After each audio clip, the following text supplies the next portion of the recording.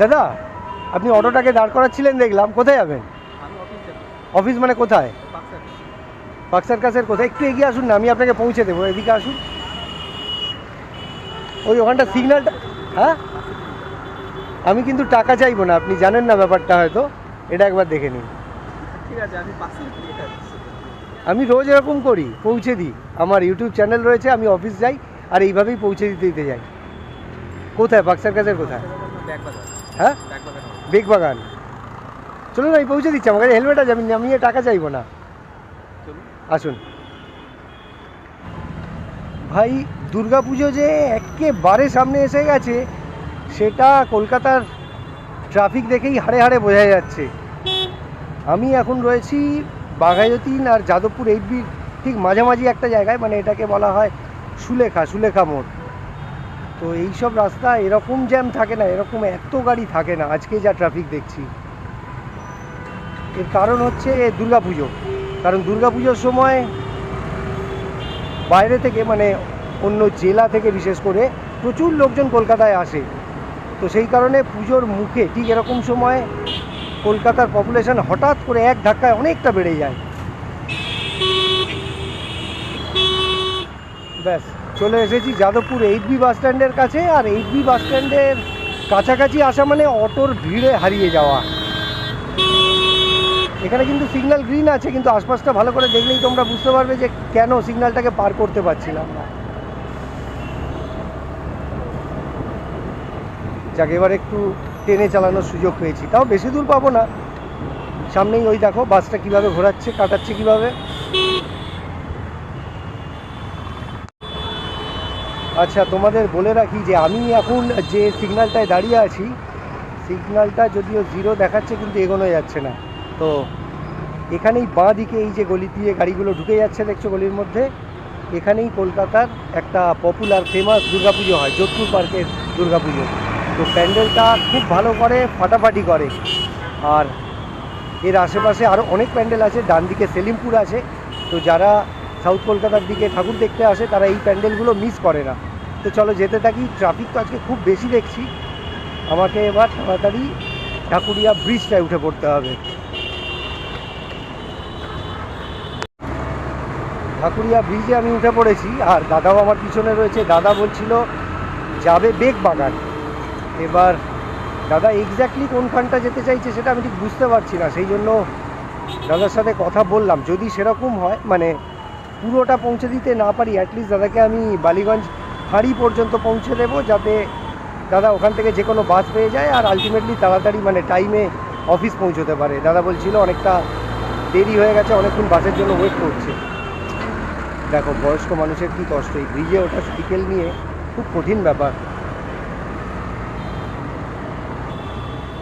তো ভাই আমি এখন গোলপার্ক মোড়ে চলে এসেছি। এই বাঁ দিকেই রয়েছে, এই যে বাঁ দিকে এটা দেখতে পাচ্ছ, এটা হলো রামকৃষ্ণ মিশন। আর এই আরও একটা রাস্তা রয়েছে, এটা সাদার্ন এভিনিউ। আর আরও একটা রাস্তা দেখাবো, এই বাঁ দিকে এটা পূর্ণদাস রোড। তবে আমরা যাব এদিকে, মানে আমরা গড়িয়াহাট ব্রিজে উঠবো, কারণ আমাদের আপাতত বালিগঞ্জ ফাঁড়ি যেতে হবে। তো সেই জন্য এই ব্রিজে উঠতে হবে। গড়িয়াহাটের নিচ দিয়ে গিয়েও লাভ নেই, কেননা নিচ দিয়ে গেলে মাঝখানে যে বড় সিগন্যালটা পড়ে, রাসবিহারী এভিনিউ সিগন্যালটা, ওটায় অনেকক্ষণ দাঁড়াতে হয়।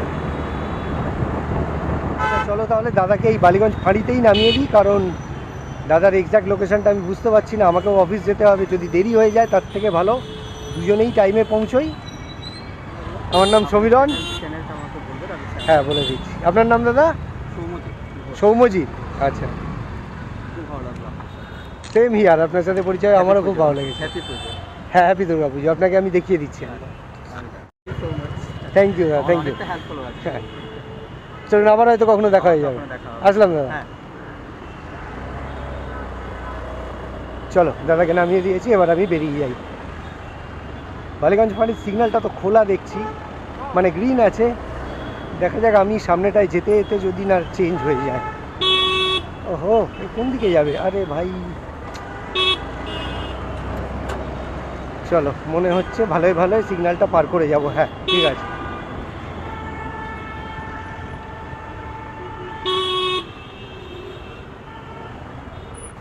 আচ্ছা, এইটা হলো department of jute and fibre technology institute of jute technology.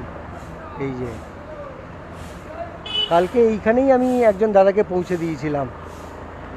দাদা বলেছিল হাজরা ল কলেজ যাবে, তো এটাই হলো হাজরা ল কলেজ। সামনে এর যে পার্টটা রয়েছে ওটাও চলো একবার দেখিয়ে দিই। এই যে এটা অ্যাকচুয়ালি আমি কালকে দাদাকে নামিয়েছিলাম ওই সামনের দিকে কোথাও একটা। তো চলো যেতে থাকি। আজকে একজনকে তো রাইড দিতে পারলাম, বেশ ভালো লাগছে। আর এই রাস্তায় ঢুকে গেলে, আগেও আমি ভিডিও করেছি, এই রাস্তায় ঢুকে যাওয়ার পর আর তেমন একটা সুযোগ হয় না। তো যাই হোক, যেতে থাকি, চেষ্টা করতে থাকি। তো ভাই যা দেখতে পাচ্ছি পুরো বালিগঞ্জ সার্কুলার রোডটা একটা যাতা সিচুয়েশান হয়ে আছে। যদিও এই স্কুল সামনে রয়েছে বলে এই স্কুলগুলোর জন্য একটু হয়, কারণ স্কুলের বাচ্চারা বেরোচ্ছে ছুটির time. Saint Lawrence High School এটা। এর ওদিকেও একটা গেট আছে, মানে ম্যাডক স্কোয়ারের দিকে। এটাও কলকাতার একটা রেপুটেড স্কুল। স্কুল গাড়িগুলো রাস্তার উপর দাঁড়িয়ে আছে, এইগুলো একটা কারণ এই জ্যাম হওয়ার। তবে হ্যাঁ, এখান থেকে সামনেটা তো ফাঁকাই দেখতে পাচ্ছি। এখানে এই এজেসি বোস রোডের ওপর তোমাদের একটা জিনিস দেখাবো, একটু অদ্ভুত লাগবে তোমাদের। আমি কিন্তু ঢুকলাম রাস্তার উল্টো দিকে, কারণ এখানে সকালবেলা এই লামাটিনিয়া একটা স্কুল আছে, ওই স্কুলটার জন্য যে ট্রাফিক হয়, জ্যাম হয়, ওটার জন্য উল্টো দিকের গাড়িগুলোকেও ছেড়ে দেয়। তো আমরা দেখো এখন কোন দিকে রয়েছি, ঠিক রাস্তার উল্টো দিকে। সামনে গাড়িগুলো দাঁড়িয়ে আছে, ওগুলো এদিকে আসবে। তো যাই হোক, আর কলকাতার আর কোথায় এরকম হয় আমি জানি না, তবে এই রডন স্ট্রিটে ঢুকতে এই সুযোগটা সকালের দিকে আমি দেখেছি পাওয়া যায়। তো যাই হোক, চলো আমার ভিডিও, আমার ফ্রি রাইড জার্নি আজকে আমি এখানেই শেষ করব। আজকে একজনকে রাইডও দিয়েছি, আর কলকাতার সম্বন্ধে একটু হলেও তোমাদের বলতে পেরেছি। তো ভিডিও শেষ করার আগে তোমাদের একটাই কথা বলবো, যেটা রোজ বলি, যে আমার ভিডিও, আমার চেষ্টা যদি তোমাদের ভালো লাগে তাহলে আমার চ্যানেলটাকে সাবস্ক্রাইব আর আমার ভিডিওটাকে লাইক আর শেয়ার করে দিও। চলো, হয়তো কালকে, হয়তো পরশু আবার এরকমই কোনো ভিডিওতে দেখা হবে, কথা হবে। ভালো থেকো, টাটা।